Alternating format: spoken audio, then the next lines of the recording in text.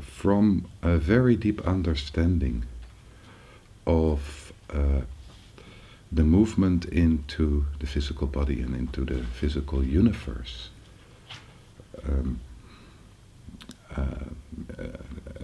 we, Georgi, became deeply aware that the whole physical existence is moving through dualities.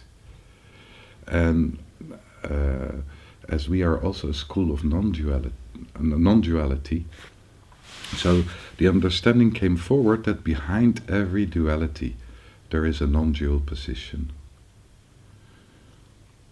And to work with dualities and the non-dual position is basically a very light way to work with trauma,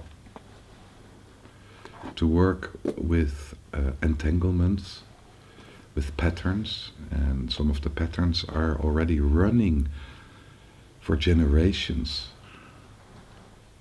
through our families. And